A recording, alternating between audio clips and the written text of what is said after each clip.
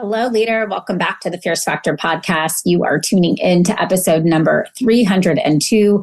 And this week, I wanted to share a special bonus episode with you, really walking through 10 reasons why your injector might not be fully booked in your practice. You know the drill. You're slammed. You hire another provider thinking you're going to see patients flooding to her, when in fact, all you seem to hear on repeat is, "Oh, it's okay. I'll just wait for you." If you're tired of being the primary breadwinner in your practice, you're exactly who I created this month's Female Founder Forum for. On January 28th, I will be joined by 3 powerhouse multi-location practice CEOs who have cracked the code on building a booked out injector, one that patients request, trust, and rebook with, without everything flowing through them first, because the goal isn't for you to be the most in-demand provider forever. The goal is to build a team that can carry demand with you. So in this live 90-minute panel session, we are going to talk about the dilemma of hiring help, but still doing too much of the heavy lifting. Marketing, ordering inventory, responding to DMs, taking way too many patients, and often fixing the gaps when your provider's schedule isn't full. We're going to break down the exact framework that turns a new or underutilized injector into a consistently booked, highly requested provider. So we'll cover the systems that create real capacity so you're not the bottleneck, the positioning that builds trust and demand for your team members, not just you, and the client experience strategies that turn one-time visits into loyal rebooking patients across your entire practice. This isn't about tactics that you have to micromanage. Oh, no. It's about learning how to think and lead like a CEO so your business can grow without requiring more of you. If this is a problem you've been trying to solve quietly, I want you in the room. You can register at klcconsultants.com/founder forum, or you can head down to the link in show notes and register there. If you are a Fierce Factor Society member, by the way, your admission is free. So take a look out in your momentum guide this week for a link to register there. And I cannot wait to see you there.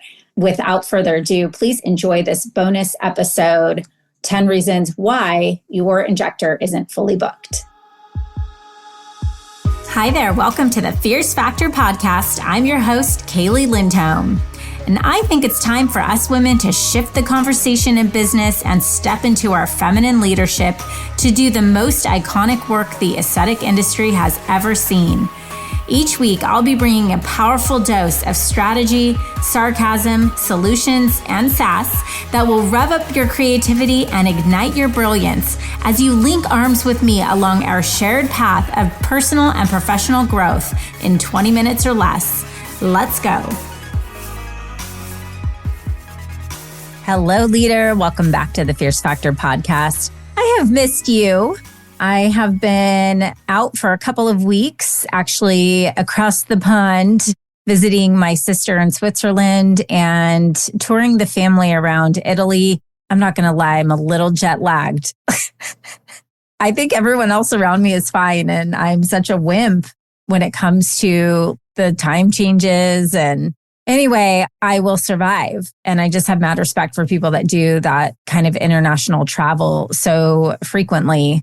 But I am so excited to be here with you, and so much going on at KLC. A very, very exciting week here. When this podcast launches on August 18th, Monday, we will have kicked off our first session of Spark, which is our 5-day live leadership sprint. I can't think of a time I've been more excited to just be live with the community, with you, to really address the shifts that are happening in the industry and talk through strategies for navigating this next era of our economy, of the political landscape, of what's happening with so many of these just social experiences that we're having.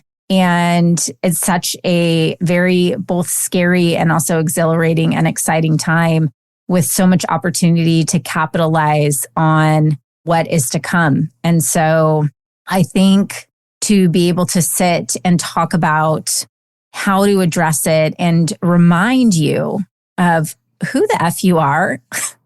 Honestly, there's so much noise out there. And I think it's hard to find the time to focus and just really get clear and feel really confident about where we're going. And I think that applies to both our personal and professional lives. And I think they're really one and the same. And when I talk about building a life first business, it means that we are building an ecosystem around us that uplifts and supports and energizes us, and that our business is a pathway to fulfilling our purpose. It's not our purpose, but it is an important piece of the larger puzzle and the journey that we're on in this lifetime.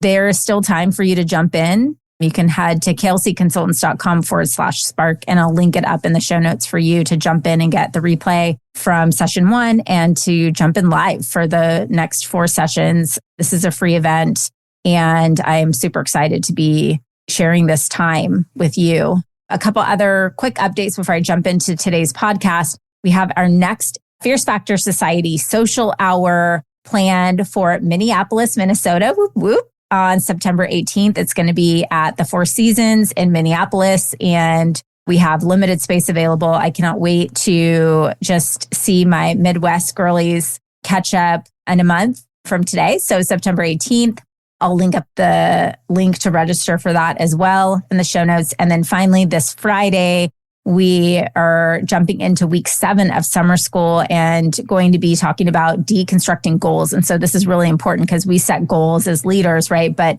the important thing is that we're able to reverse engineer those goals to give really actionable goals to our team members so that they know what activities to be investing their time in every day to produce and drive results at their level, and then ultimately to lead up into the results that we produce as a business. So we definitely want to jump in on that. That's an incredible session, one of our most attended as well. So super excited for all of these things upcoming and excited to talk about today's topic, which is about why your injector isn't fully booked.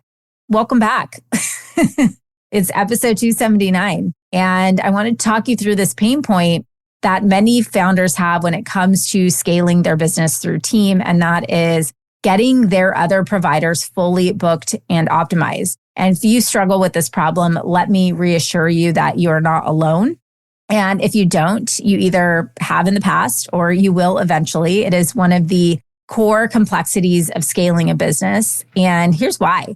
If you are a service-based founder, your business likely grew to a point where you were ready to hire another service provider because you personally magnetized a clientele that maxed your capacity to serve new clients, at least at the same level of excellence. And so you may have noticed your schedule getting fuller and fuller and new appointments taking weeks or months to book. So in your mind, you thought, if I hire another human to help offload some of this demand, I will free myself of some of the workload and I'll, in theory, make more money because there will be 2 of me instead of just 1 and or more, depending on where you are in your scale strategy. Think about this. You go through this emotional and time-consuming process of finding someone you trust, someone you believe in, someone you're willing to invest in and endorse as a product of your beloved business. And they start training and everything is roses. You might even start booking new patients with her and then transferring your one-stop talks patients. And then 9 months in, you realize that, wait a minute, her productivity is about 40% of my capacity.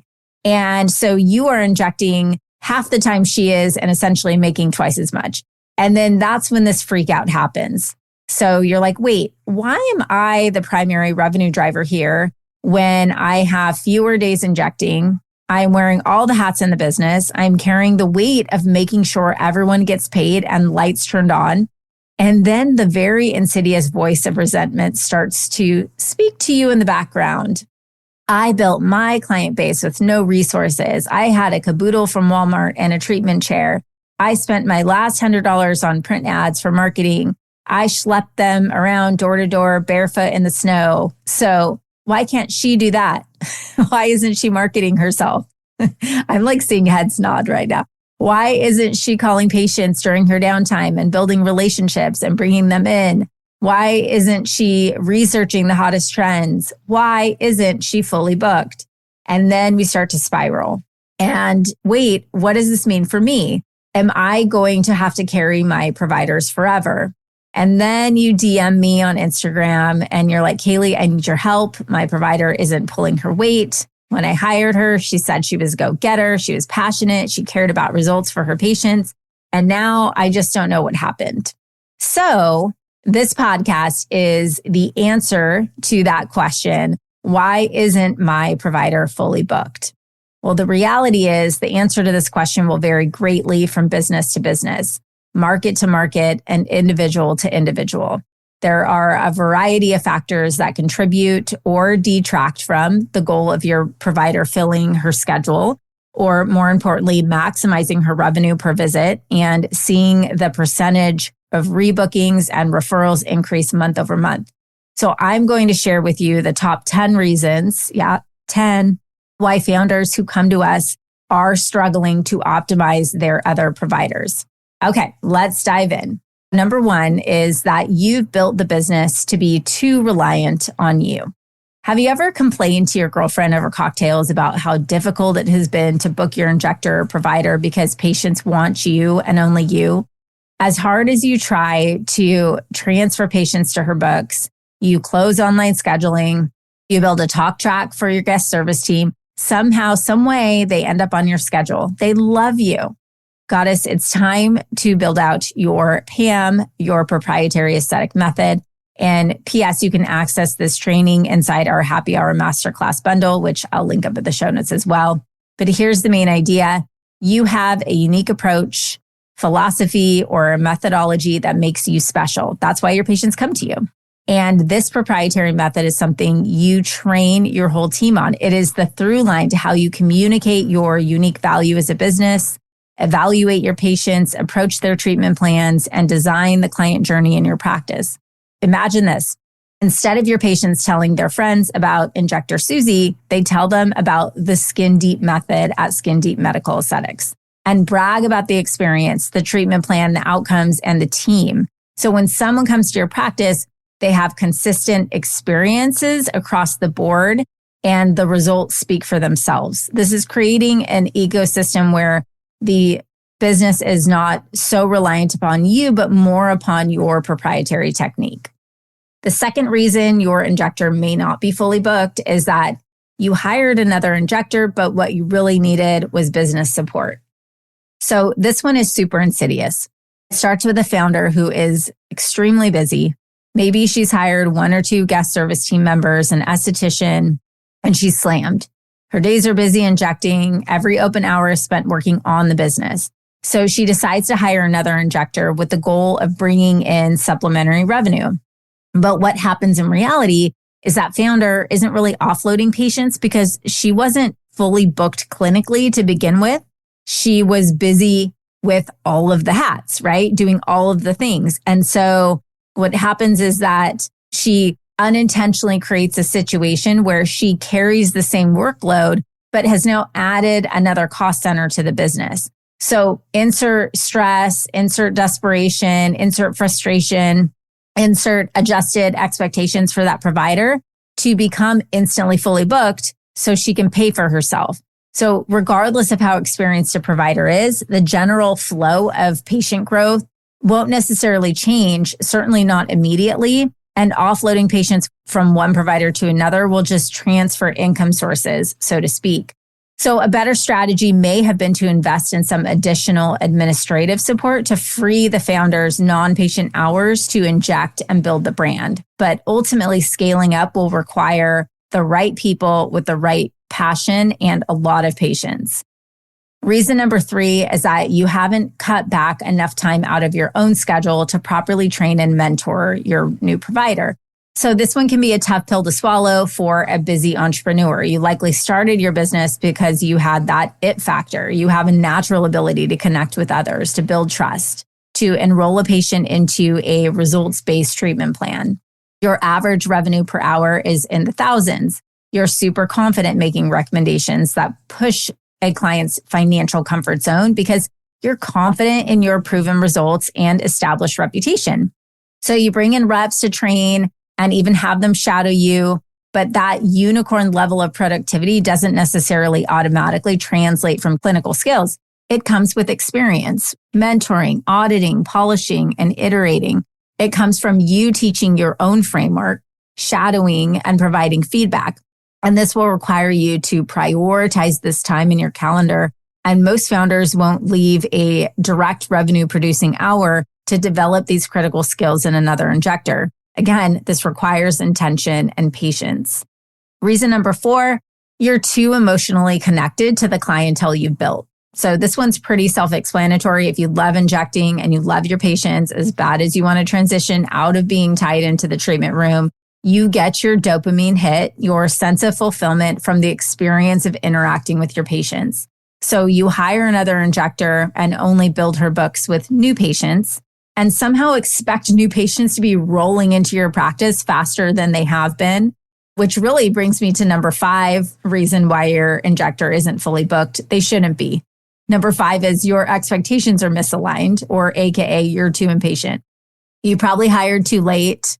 You didn't provide the proper training runway. And for all the other reasons I'll mention today, you become discouraged. Remember, each employee will develop at their own pace, but the better you are at leading this process, the more efficient growth trajectory your provider will have. I would be looking for movement in the right direction. First and foremost, starting with rebookings. If your injector is not getting patients back in her chair, you might have a clinical or confidence issue. On the flip side, if you have not clearly communicated your expectations to that employee, is there an agreed upon growth goal? Are milestone check-ins scheduled? Are those goals being measured and evaluated? Most commonly, these details are overlooked or ignored, and that causes some fallout. Reason number 6, you're expecting them to market themselves versus challenging yourself to build a solid marketing and sales system to fill their books. Okay, I know this one's going to trigger some folks. This is a tough pill to swallow. Most people are not born as skilled marketers. We as founders invest a large amount of time and money into building our brand.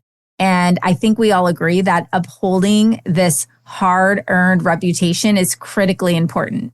Yet for some rhyme or reason, we've normalized this idea that a service provider, AKA an injector, should be responsible for marketing herself and filling her own books. The reality is, if your brand is self-sustaining, your method is unmatchable, your client experience is jaw-dropping, patients will come to your practice for those reasons, not to seek a specific provider who marketed themselves on social media. If that's the reason they do come to our business, then we really can't be surprised when a provider leaves and her clients follow her. Listen, I'm not saying a provider shouldn't be expected to rebook patients, to upsell to greater clinical outcomes in the treatment room, and to ask for referrals and reviews. But the majority of the energy I see founders spend tracking social media posts and new client acquisition of their providers, I believe is a distraction from what truly grows the business and the health of the business. If your provider isn't steadily growing her clientele by providing exceptional work in the treatment room alone, that's the first red flag I would have. I would double down on solving this problem before I even provided a social media account to any employee. Which brings me to number 7. Your provider doesn't feel clinically confident in the treatment room. This might actually surprise you, but more often than not, we overlook this, especially when we've invested a ton of time and resources into supporting them through the training process. So it kind of looks like something like a provider doing a ton of shadowing and industry trainings, but maybe there isn't a proper reverse shadow or mentorship oversight that's built into these training milestones, meaning a founder gets them good enough to go and then doesn't sit with them for a day or two, 3 or 6 months later to shadow them, to evaluate their consultation process, to make sure that they are clinically upselling and cross-selling patients into greater outcomes. They will only feel comfortable doing this if they are enthusiastically sold on their own clinical skills and the results that they are able to deliver to the patient. Owners have a tendency to disconnect to allow ample runway for an employee to grow, and then boomerang back when it's not happening. Having a very dialed in training program and milestone check-ins and accountability is critical and will help with this process. So you kind of have to be up in their business to know, are the things that I'm asking them to do being done in the treatment room? And I would, from square one, make sure that you have a system in place to be able to do this, whether it be shadowing them, a secret shopper, video, role plays, etc. But those things are going to be really important. And I think I see this more often than not, that there's a lack of confidence clinically that prevents them from really growing their business the way that you have.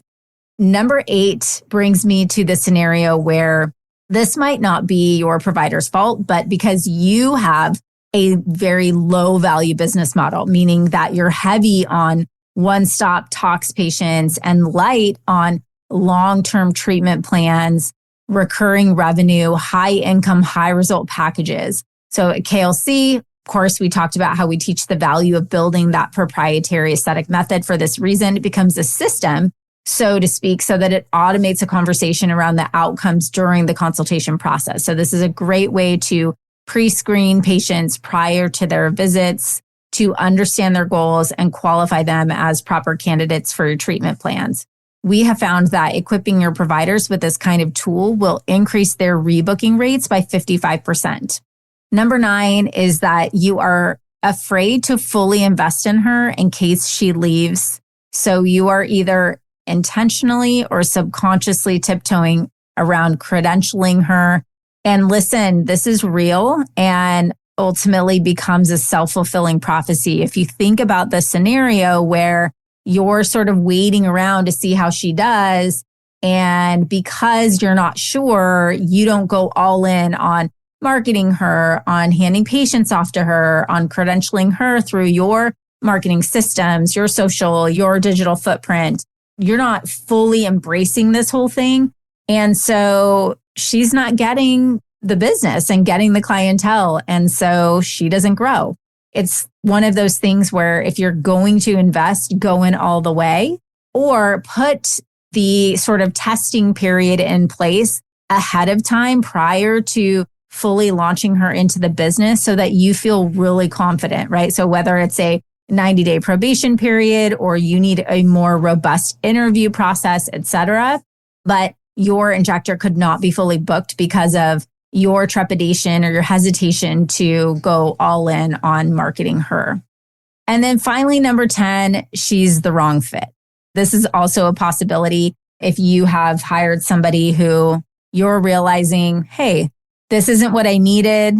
There isn't value alignment. This wasn't the right type of candidate that I needed for the business at this point of time. That's okay. That's a total possibility. And that happens to all of us as business owners. And so I would say if you're running through all of these filters and you get to this point where you're just recognizing and honestly realize that she's not the right fit, then it's time to separate ways. But I do want to encourage you to really use all of these scenarios as filters to get really honest with yourself about why your provider isn't growing as fast as you expect. I will tell you most times when I talk to, if you get on a call with me and we walk through all of these scenarios, more times than not, it's an opportunity that you can dial things up a bit in terms of your training and mentorship of her, and certainly in terms of your expectations around how quickly they'll grow. Some build their businesses or their books faster than others. What can you do to capitalize on what are those qualities that have made somebody exceptional versus somebody else who's coming in, falling in not to book as quickly as the other provider, and or what are the things that you do and how can you memorialize or systematize that so you can incorporate those things as an important part of the training process. I hope this has been helpful. Again, so glad to be back. Just love America and glad to be home to all the conveniences and certainly back here with my microphone and chatting with you. I hope this has been helpful, and I will link up all the things we talked about in the show notes here. And I hope to see you in Spark. I am so excited for what is possible for women, not just in our industry, but in society today, and this movement that we are creating, ladies. So please join us. I will look forward to chatting with you, same place, same time next week. Listen, leader, if you're vibing with me here, hang tight because I have a brand new resource for you. You are a successful, confident, powerful woman who just isn't into being average. No, you have a calling, and part of that calling is requiring you to level up.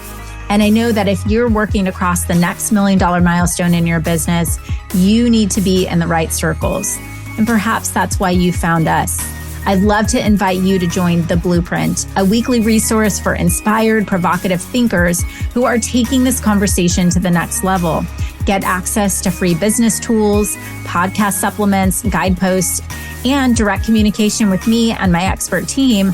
And of course, a masterfully curated circle of women making big moves and disrupting the status quo in aesthetics and wellness. You can link directly through the show notes or head to klcconsultants.com/blueprint. It's time to elevate. See you there, goddess.